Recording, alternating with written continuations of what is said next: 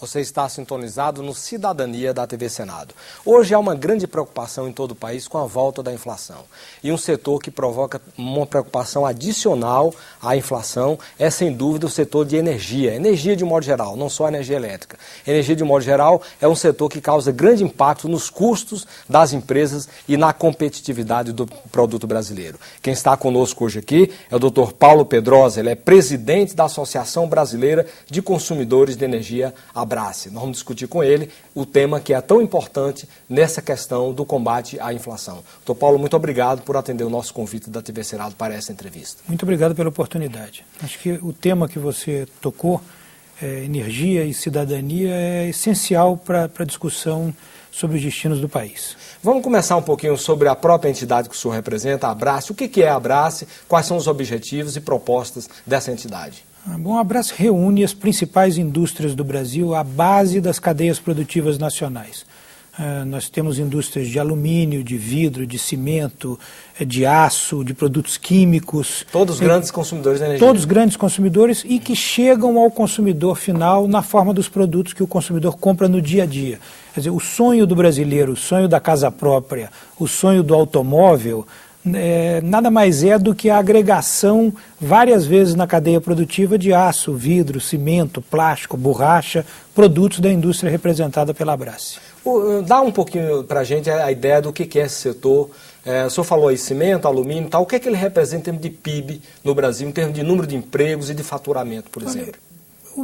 Sob o nosso ponto de vista, nós representamos, sob o ponto de vista da energia, em torno de 25, um quarto do consumo de energia no Brasil, um pouco mais da metade do consumo de gás natural, as empresas que fazem parte da Abrace.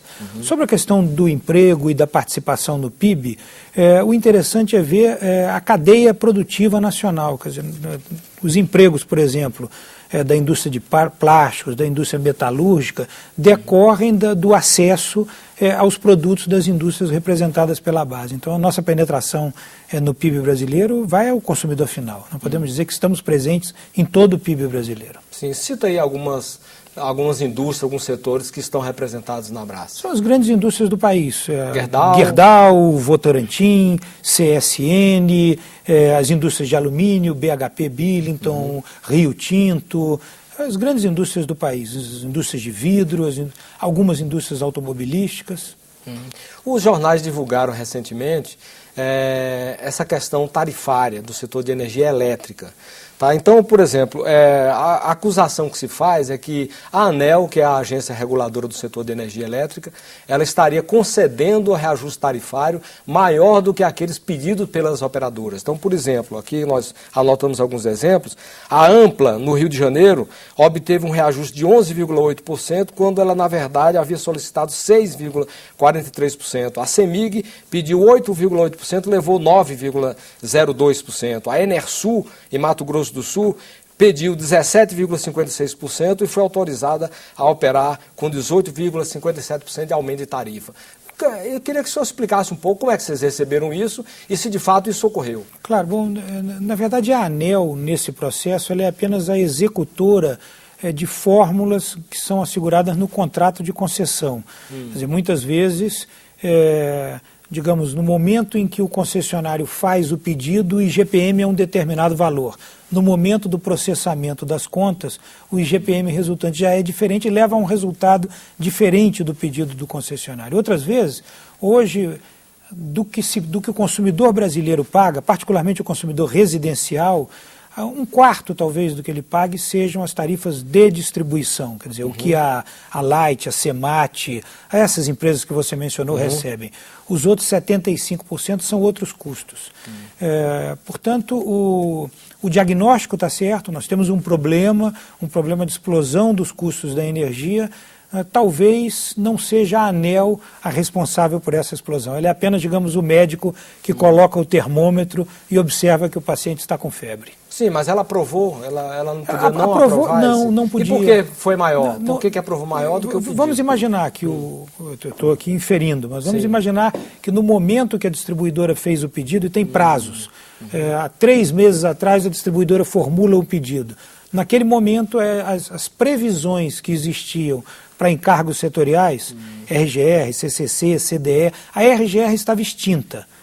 O Brasil deixaria, o consumidor brasileiro deixaria de pagar um encargo que é desnecessário, né, e que venceu em 31 de dezembro. Então as previsões feitas antes de 31 de dezembro tiravam das tarifas a RGR. Em 31 de dezembro, uma medida provisória prorrogou esse encargo. Então, portanto, se o pedido foi feito antes da prorrogação e a tarifa foi dada depois da prorrogação, só a RGR explicaria um aumento da ordem de 1%. Sei. 1 bilhão e 700 RGR, milhões você está falando é a reserva global de reversão. Isso. Explica melhor esse conceito, o que é isso? Nós, consumidores de energia, a grande indústria, mas o consumidor residencial também, pagamos nas nossas contas encargos setoriais. Mais da metade do que nós pagamos não está mais diretamente relacionado à geração, transmissão, distribuição, comercialização de energia. São impostos, são taxas, são políticas públicas que foram transferidas aos consumidores. A RGR é um desses encargos, Reserva Global de Reversão. Ela hoje é um fundo administrado pela Eletrobras que já acumulou 19 bilhões de reais e que não precisaria mais ser arrecadado. A manutenção da RGR, que está sendo discutida pelo Congresso, nos termos dessa MP 517, aumenta o custo da energia para o consumidor brasileiro em 2 bilhões e meio de reais por ano. E para onde vão esses recursos arrecadados da RGR? Bom, metade desse recurso, ou mais da metade, vão para o equilíbrio fiscal. Quer dizer, o consumidor de energia paga uma taxa que é contingenciada e contribui para o equilíbrio fiscal, permitindo que o governo gaste mais em outras áreas, o que não nos parece adequado, porque não cabe ao consumidor esse papel. O papel do equilíbrio fiscal é um papel do contribuinte. A outra parte, digamos, dos 16 bilhões acumulados, da ordem de 6 e pouco, a Eletrobras gerencia esse fundo. Nós, a título até de justiça, né, que se faça, a ANEEL, nós citamos aqui os setores que foi cobrado mais do que o solicitado. Houve também a ANEEL autorizou reajustes menores do que os solicitados, como foi o caso da Coelba, né, na Bahia, pediu 11,98% e recebeu autorização para no máximo 9,92%. Né, a AES, que é do Rio Grande do Sul, pediu 13,37%, mas só teve permissão para aumentar a tarifa em 8,82%. Mas o que nós observamos é que todos os setores envolvendo a área de energia, as tarifas foram todas concedidas acima da taxa de inflação medida pelo IPCA. É verdade. Isso não é uma preocupação do enorme. E não é algo novo. Para a indústria nacional, nos últimos 10 anos, o preço da energia dobrou, em termos reais. Dobrou. E as projeções... Isso em quanto tempo que dobrou? 10 anos. Em 10 anos dobrou. E as nossas projeções, as projeções da Abrace, indicam que, mantidas as condições atuais, esses preços da energia subirão até 30% nos próximos 10 anos a mais.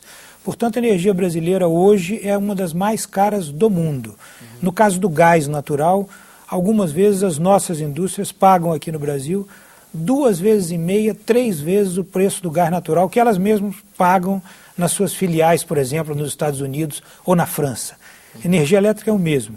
Portanto, e para os consumidores residenciais, como nós estamos falando numa visão de cidadania, quer dizer, o consumidor residencial brasileiro de Belo Horizonte, do Rio, de São Paulo, paga nas suas contas mais do que pagaria, por exemplo, se morasse na ilha de Manhattan, em Nova York, ou em Paris. Agora, é uma coisa que